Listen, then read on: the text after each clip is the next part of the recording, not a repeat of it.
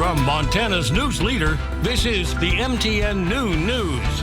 Good afternoon. I'm Augusta McDonnell. Miller Robson has your weather in just a minute, but let's get right to our top story. A recent operation by the Fergus County Sheriff's Office led to a significant drug bust in Roy, Montana. Deputies executed a search warrant at a local home, uncovering a substantial amount of methamphetamine and drug paraphernalia. MTN's Anissa Coomer has the latest. In a joint operation between the Fergus County and Phillips County Sheriff's Offices, multiple arrests have been made in recent weeks in collaborative efforts dismantling a drug trafficking ring. Yes, this has been kind of an ongoing investigation that we've had for several months. On December 13th, the Fergus County Sheriff's Office finally cut a break in their investigation and executed a search warrant on a residence in Roy, finding large amounts of methamphetamine. An arrest was made and charges include criminal possession of dangerous drugs with intent to distribute. Information gained during the search linked the case with Phillips County. You know, a lot of people in the community see the direct effects it has on individuals, the addiction, the problems that it can create down the road. So whatever we can do to make an effort to try to curb that, we're certainly going to try to, and then help our communities out, but also share that information so that it spreads to the neighbors wherever it can to help out in the long run and make a bigger impact. On December 18th, the Phillips County Sheriff's Office executed search warrants on 2 residences in Landusky and Malta, seizing a substantial amount of methamphetamine, and more arrests were made. We know that these drug investigations usually affect multiple counties in central Montana, and we're all rural, and so we all deal with the same problems and have staffing issues, and so it's hard for us to get around. So being able to collaborate with each other, share resources has been huge. The investigation is still ongoing and more arrests are expected. In a joint statement from the Fergus County and Phillips County Sheriff's Offices, Sheriff Peterson and Sheriff Lytle commended their deputies for working together. In Fergus County, Anissa Coomer, MTN News. Happy Monday, everybody, into the final days before Christmas. Our local forecast for the holiday coming up here in just a bit. But first, what's going on across the nation today? Headlines for the 48th West Coast region. Heavy rain and mountain snow return by tonight. Portions of the south central states, showers and thunderstorms developing today. But a majority of the U.S., relatively mild conditions leading up to Christmas, which is on Wednesday. We'll have our local forecast coming up in just a bit. The dream season lives on. The Montana State Bobcats punched their title ticket to Frisco with a win over South Dakota. MTN's Grace Lawrence takes us back through a memorable Saturday in Bozeman. Welcome to Bobcat Stadium. I'm MTN Sports' Grace Lawrence as the sun has set on the FCS semifinals. Montana State prevailing over South Dakota 31-17 to punch their ticket to Frisco to play for a national championship against North Dakota State on January 6th. I'm calling it a national championship. It's absolutely a blessing to keep playing football into January, and that's what we're all about here at Montana State. That's what we've been about here for 4 years. We came up short there 2 years ago, and obviously last year didn't go the way we wanted to, but we're back to where we belong, and that's what we're all about.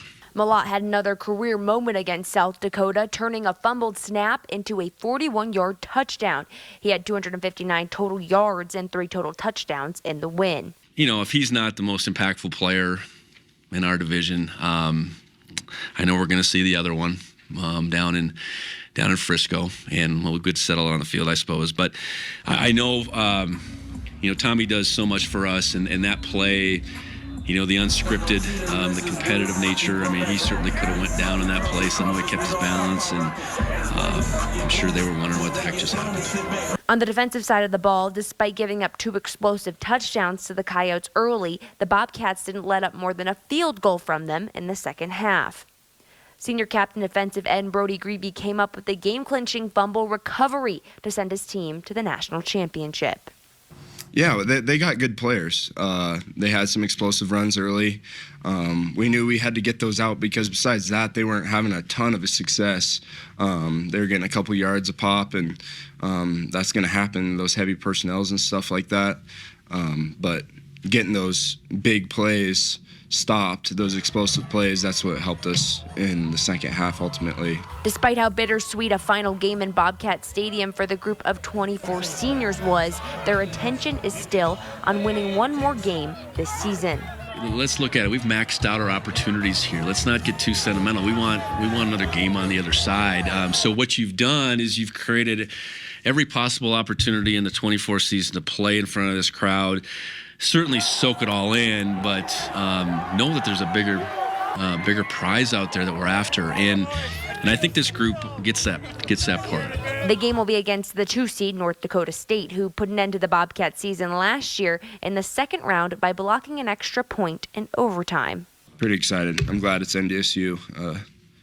We got something to prove there. So, Yeah, I can't wait to play them. It's going to be a happy holiday season for Montana State fans. In Bozeman, Grace Lawrence, MTN Sports.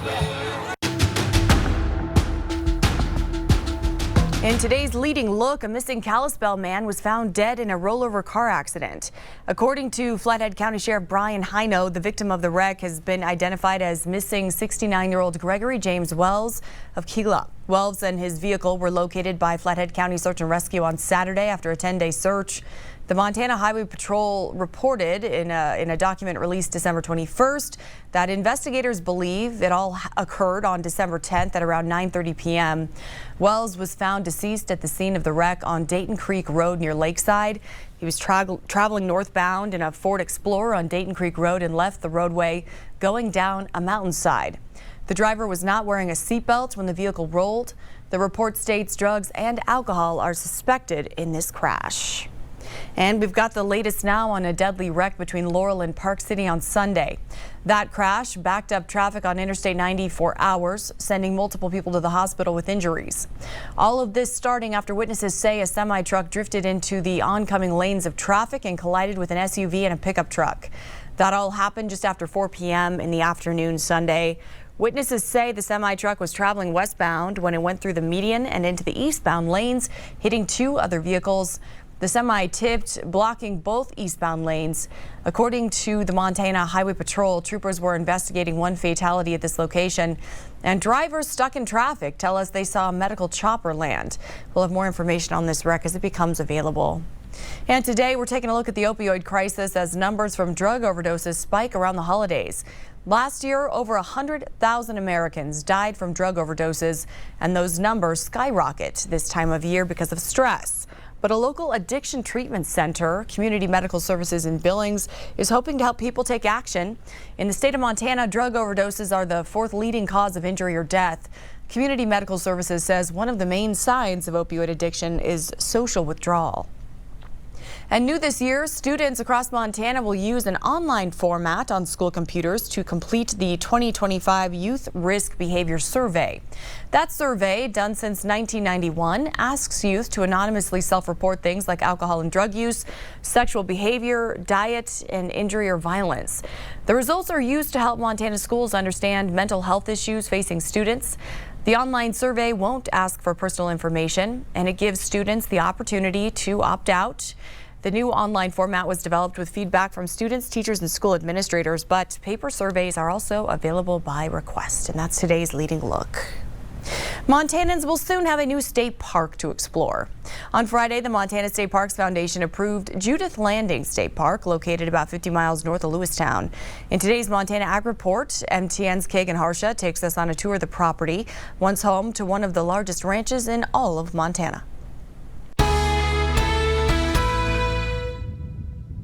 In a state known for its wide open spaces, there are still parts of Montana most of us have never seen. It's a really beautiful, kind of magical place. This 109-acre property tucked along the confluence of the Judith and Missouri rivers is one of them, soon to be home to Montana's newest state park. It is one of the most untold stories of Montana history. That story begins centuries ago. In the early 1700s, the Blackfeet Indians roamed this land, camping and hunting here. In 1805, Lewis and Clark camped nearby during their search for a route to the Pacific Ocean.